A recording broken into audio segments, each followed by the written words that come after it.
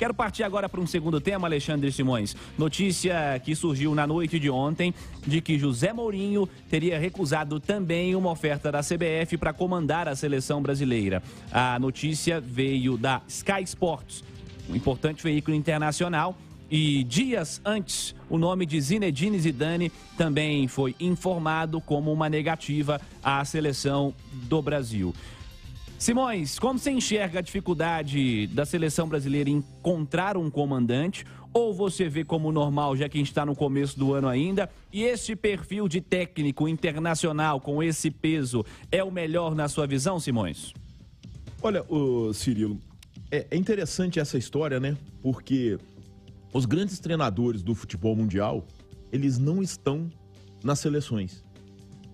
Se a gente for pegar Guardiola, Klopp, Ancelotti, qualquer um. Aí a gente pega o Mourinho, que é um cara que hoje não consegue os resultados que já teve, mas é um dos grandes treinadores desse século. O próprio Zinedine Zidane. Tem um aspecto financeiro, porque os clubes conseguem pagar salários melhores a esses treinadores. Acredito também que acaba que a visibilidade nos grandes clubes da Europa é maior do que em seleções. É um tipo de trabalho completamente diferente e não será uma tarefa fácil, Cirilo. É que o brasileiro, ele tem uma relação, e é interessante isso, né? Por mais que o brasileiro, o torcedor, tenha uma relação diferente com a seleção em relação aos outros, quando a gente fala dessa história de treinador da seleção brasileira, isso parece que assim, é o prêmio principal, né? É o cara ter o bilhete premiado, treinar a seleção brasileira. Na Europa, eles não pensam dessa maneira, tá? Eles pensam de uma forma diferente. Um treinador se sente muito mais realizado podendo comandar um Real Madrid, um Manchester United, um Milan, do que a seleção do seu país. E eu acho que a trajetória dos grandes treinadores deste século, eu acho que elas deixam isso muito evidente, muito claro. E não é só lá na Europa não, tá? Se a gente for pegar a Argentina, tem vários grandes treinadores no futebol europeu. E qual deles comandou a seleção da Argentina? É um recorte interessante. Ô Edu, como você enxerga esse cenário, essa situação dos técnicos internacionais? Me lembro que há 2 dias estivemos juntos aqui na programação da Itatiaia e a gente comentava sobre o Zidane, né? O Zidane que tinha como interesse esperar o que a seleção francesa faria. O Zidane está fora do mercado há certo tempo. E aí a seleção francesa, a Federação Francesa optou por continuar com o Didier Deschamps para a 3ª Copa do Mundo. Tá valendo mais para os caras, para os grandes figurões, para os grandes técnicos, ou segue valendo comandar os grandes clubes europeus do que pegar desafios em seleções, Edu? Ô Cirilo, eu acho que para qualquer treinador vale mais a pena pegar um grande clube europeu do que treinar qualquer outra seleção. Não falo nem especificamente a seleção brasileira. Simões falou que os grandes treinadores da Europa estão nos clubes e não nas seleções, e aqui no Brasil o prêmio é a seleção. Eu acho muito porque os grandes clubes da Europa estão muito distantes dos principais treinadores daqui do Brasil. Porque se qualquer treinador daqui tivesse o convite do Liverpool, do Real Madrid, do City, e na mesma mesa um convite da seleção, eu acho que eles optariam por treinar os clubes, os gigantes, lá da Europa, ao invés da seleção brasileira. E aí, a minha opinião, você já conhece, eu vou repetir. Você treinar um gigante, você tem por temporada 3, 4 chances de ser vencedor, de ganhar, de ter sucesso. Você treinar uma seleção brasileira, você vai ter uma chance num período de 4 anos de ter sucesso. Ah, Panzi, mas tem Copa América, eliminatória.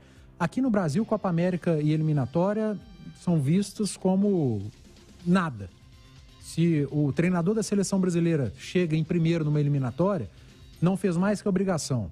Se o treinador da seleção brasileira ganhou uma Copa América, ele ganhou um estadual, porque para o brasileiro é assim. Para os outros países da América do Sul, não. A Argentina ganhou uma Copa América no Maracanã e parou o país. Se o Brasil ganha uma Copa América, parabéns, não fez mais que obrigação. Então, num período de 4 anos, para o técnico da seleção brasileira, o sucesso é ser campeão do mundo. Porque se ele terminar vice-campeão do mundo, ele fracassou.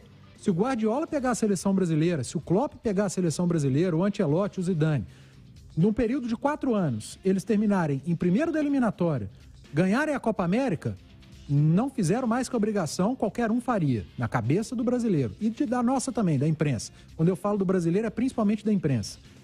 E se eles vão para uma Copa do Mundo e eles param nas quartas de final, na semifinal, ou se são vice-campeões do mundo, vão bater nas costas desses grandes nomes, vão falar que você não é isso tudo não, você não ganhou a Copa do Mundo, porque para o brasileiro só ganhar a Copa do Mundo serve. Então eu acho que pesa muito isso para o Mourinho, para o Zidane, para o Ancelotti. Eles enxergam a seleção brasileira, claro que com muito respeito, mas com esse tipo de cobrança. Eu vou treinar a seleção brasileira, se eu não for campeão do mundo, eu não servi para nada. Eu pegando um City, um Liverpool, um Real Madrid, além de ganhar muito mais, e a parte financeira conta, óbvio, eles são profissionais, eles têm a chance de toda temporada entregarem um título ou uma campanha que convença. Eles não vão ser taxados por apenas uma competição num período de 4 anos. Todo ano eles terão grandes competições para disputar. Ô Simões, quero trazer uma opinião da galera que está aqui no YouTube. O José Lúcio está dizendo que só de 4 em 4 anos eles têm uma grande competição importante. Está aqui falando do que disse o Edu. E tem um ouvinte que não se identificou, mas está participando aqui pelo chat também. Ele está dizendo: temos técnicos com muita capacidade no Brasil para comandar a nossa seleção. Ele cita aqui nominalmente o Cuca e o Dorival Júnior. Você acredita que há grandes técnicos por aqui também no mercado nacional? Há grandes profissionais com capacidade para comandar, para assumir a seleção brasileira para esse começo, ou Simões? Olha, o Cirilo, o Cuca tem grandes trabalhos no futebol brasileiro.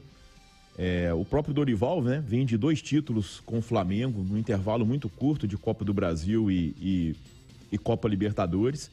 Mas eles não estão no nível desses nomes que a gente acabou de falar aqui e que a CBF tem procurado. Isso, para mim, é muito, muito evidente, até porque se tivessem, estariam fazendo uma carreira na Europa. Tá? Então, essa situação é muito clara.